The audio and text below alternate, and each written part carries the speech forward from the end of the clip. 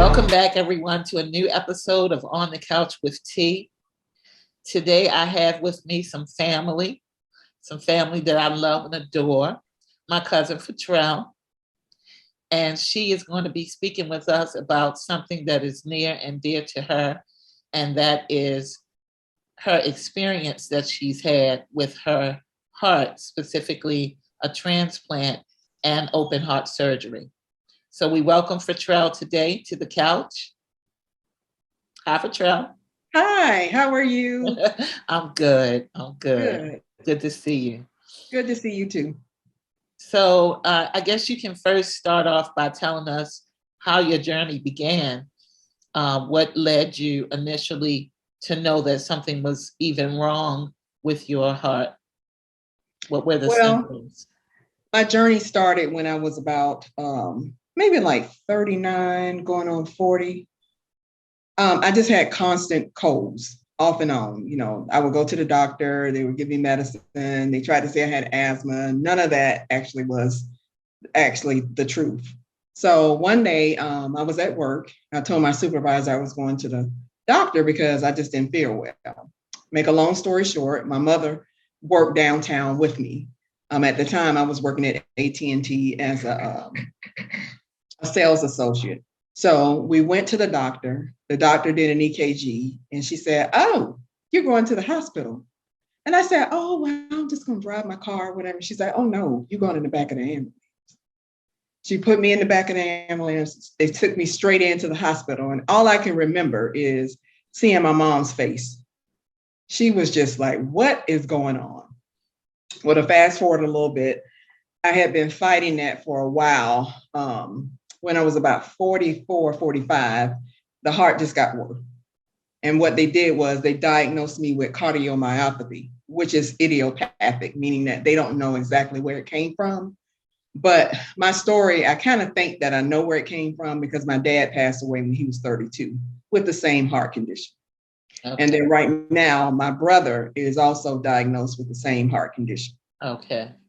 So I spent several years with pacemakers and defibrillators, and then the heart got really, really bad. Probably when I was about 45, they put me on dialysis.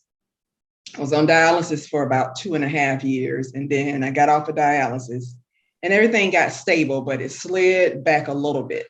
Mm-hmm. In 2000, it kind of wasn't 90. Let me see. 2020. Well, 2018 is when it started really sliding back a little bit. And that's when things kind of changed. Okay. So why dialysis? What does that do for a person? Well, the heart was not actually functioning like it should. So the blood was not flowing to the rest of the organs, and it was causing the major organs to be depleted. So the dialysis, what it does is it intakes your blood, cleans it, and then filtrates it back. So 3 times a week, Monday, Wednesday, and Friday, I will actually go in to dialysis for about 4 hours. I always called it a part-time job with no pay. Okay. So, and when I went through the dialysis thing, it was very eye-opening to me because I had never seen anybody on dialysis. I didn't know what it was. You know, I got a phone call after a blood test, and my primary physician told me I needed to go to the ER, like stat. And I said, "Why?" And she said, "You're in kidney failure." And then when I got to the hospital, they put me in the hospital. And that time I stayed in the Mayo Clinic. That's where I get all of my medical treatment. Mm-hmm. I stayed in the Mayo Clinic for about 45 days. Oh, wow. Yeah. And at that time, I was placed on the heart and kidney transplant list. I needed 2 organs. Okay. So did the kidneys get better? Because you didn't get the kidneys, right? The kidneys are better. The new heart has actually allowed the kidneys to actually function a lot better than they were before. Mm-hmm. But it gave me a real eye opener of medicine, you know, what medicine does. And then also my relationship with God has gotten stronger because all of this stuff that I've gone through. I'm sure your faith has played a major part in all of this. Oh, yes. The Lord has actually led me and guided me through several complicated situations. He's shown me things, you know, life is precious. Life is short. Take every day, enjoy it to the fullest. All of the things that I've gone through, it's just a part of the journey. I'm just a testimony for what his grace and mercy and what his glory can do in your life. Absolutely. And I've been at some close situations where I thought I was just going to leave. Mm-hmm. I really thought I was not going to be here. But by the grace of God, I'm still here. So what was it like being on the list for the heart? And how does that work when they call you in and say they have a heart? The whole process to even get on the list, you have to, they do several tests. They give you like about 15, 16 shots to make sure, your body is prepared. One of the big things is you cannot be a smoker, drinker, any of that. You won't even qualify. If your weight is not where it needs to be they ask you to lose weight. And then they actually take you through a psychological test. There is someone that talks to you about what you're getting ready to do. Because when you think about it, when they lay you on that table, they take out your old heart. You are actually gone. And they put in a new heart. Some people are like, oh my God, did I die? Yeah. But just like he is risen, I am risen again. And I'm living for him. So they called me. I was at church on a Sunday. And they called me and said, hey, we have a heart. I didn't even believe it. I didn't believe I was in the parking lot, literally in the parking lot, get ready to leave. I did not believe what he was saying. He's like, would you like a heart? I'm like, seriously? I was like, oh my God. I was like, okay. So I told my mom and dad, I'm like, hey, they got a heart. I called my friend. I said, hey, they got a heart. So everybody met me at the hospital. And if you know anything about Jacksonville, we live on the west side of Jacksonville. And I was actually on the north side over off of Kings Road, and the Mayo Clinic is like a couple of blocks from the beach. Now, there's several ways you can get there. But for some reason, I just felt so comfortable and just felt the peace of the Lord. And me and my mom just talked the whole way there. We just talked, conversation. And we took the long way there. And then when I got to the hospital, this was hilarious too. I was coming from church. So you know how we go to church. So I had on 2-inch heels. A dress, earrings, fully dressed. And they were like, where are you coming from? I'm like, church. Yes, just came from church. So that whole experience was, they bring you in, they do a little blood work, they prep you. They ask you, would you like to know what's going to happen? I already knew it. And I said, hey, I don't need the details. I just don't need all of the details. Just take me, do what you have to do, and the Lord's going to handle the rest. And that's exactly what happened. Okay. Exactly. So we just let go and let God. Yes, let go and let God. Exactly. That's exactly what I did. Amazing. So they wheeled me back to the operating room, and I could hear the surgeon saying, incubate her. And they ask you what your name is. And next thing I know, I woke up in the hospital. There's several machines, and they have you hooked up to ventilators and everything they have on you. But I don't have any memory of any of that. Okay. So you woke up in recovery, but you don't remember it, any of that. Okay. None of it. I don't remember. That's probably what you wanted, right? Yes. Okay. That's exactly what I wanted. Okay. Exactly. So how long was your stay in the hospital after that? I stayed in the hospital for about a week and a half, almost 2 weeks, only because some of my blood work was coming back a little off or whatever, but they were able to pinpoint what the reason was for that. The only thing that I kind of would love, to meet my donor's family is because I have like these weird cravings. As soon as I woke up from the surgery, it was like I love bananas. I've never eaten a banana. Bananas and tomato soup.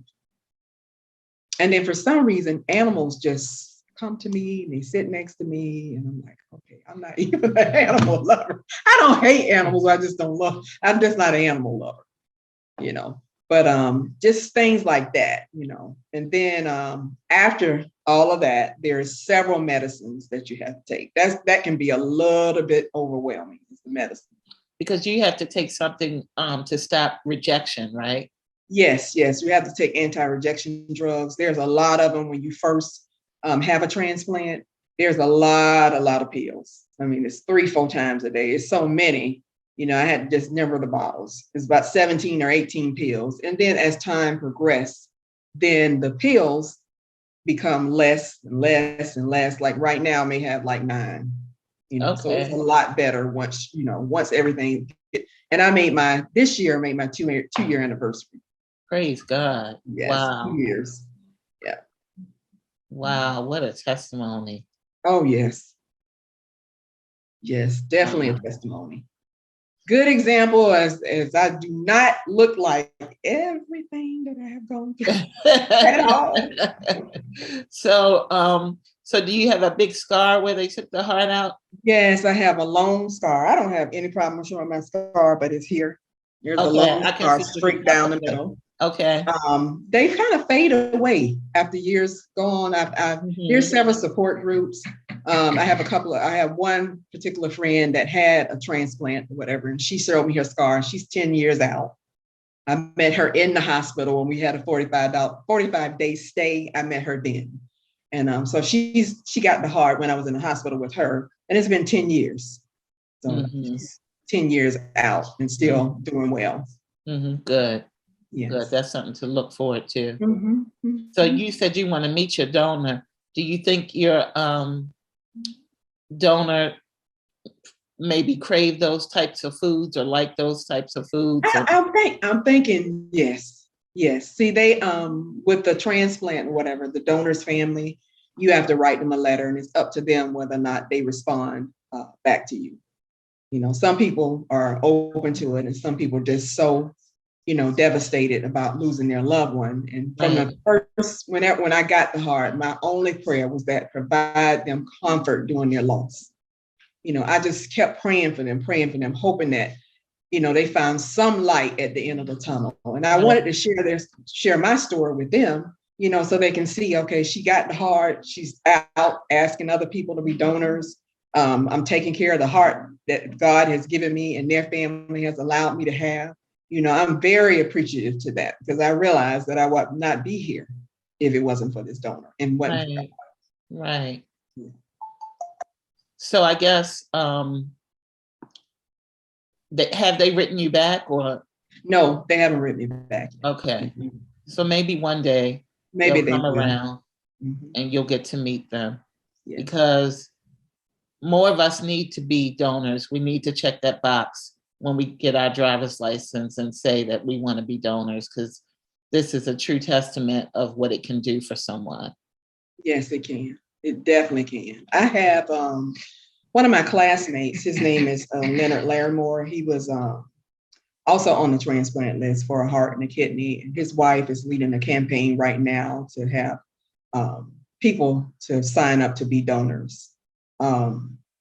It's a wonderful thing that she's doing. It's a living, testimony and actually a tribute to him that his wife has actually decided to move on even after he passed away. Oh, wow. Yeah, he did pass. So, and that kind of affected me. It was just overwhelming for me, but I just knew. But this after the transplant, after his transplant? No, he didn't receive one. That's why I pushed me to get people to be donors.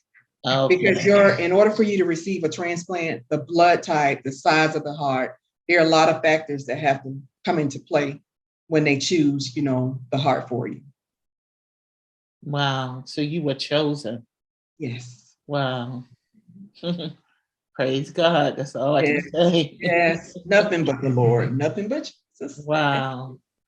So what do you have to look forward to? Are you still recovering? Yeah, I had a couple of, I call them a couple of slide backs. I'll call them that. I did actually have COVID twice. Mm-hmm. The first time was really intense.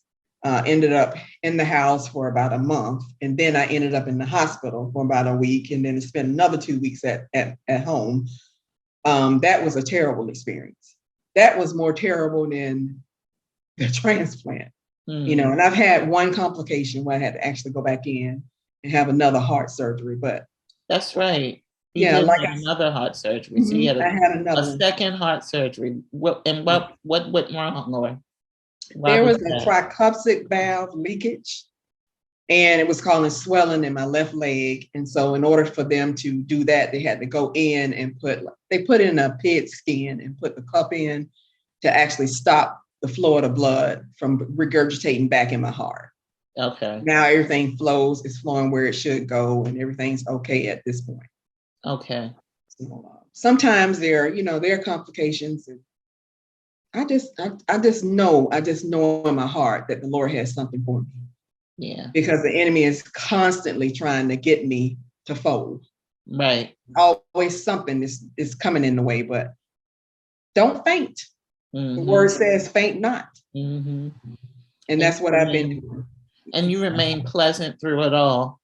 Yes, ma'am. And that has a whole lot to do with it. Your mood and your mindset has a whole lot to do with your health.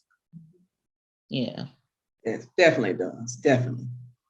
So what would you say to someone else who's waiting on that waiting list for that organ? I would actually tell them, just if you don't have a relationship with God, you need to establish one. There's no requirements. You don't have to speak correct English. You don't have to talk loud. You don't have to scream. Just be yourself. Ask the Lord to take you, surrender to him, and lead you and guide you.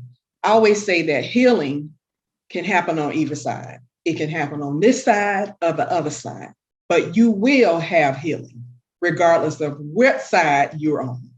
And I've always just kept that in my mind. I'm going to have healing whether it's on this side or the other side, because I trust and I'm living in him, and I believe in him. And he's never failed. He will never, ever fail you. Never fail you. All you have to do is just say, Lord, help me. I need your help, and surrender to him. That's what I would tell him. All right. So I guess that's a good way to wrap this whole thing up. Yes. Thank you so much for being so open and so candid and sharing your story with us.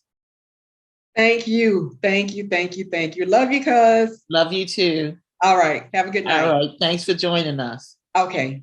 Bye-bye. All right. Bye-bye.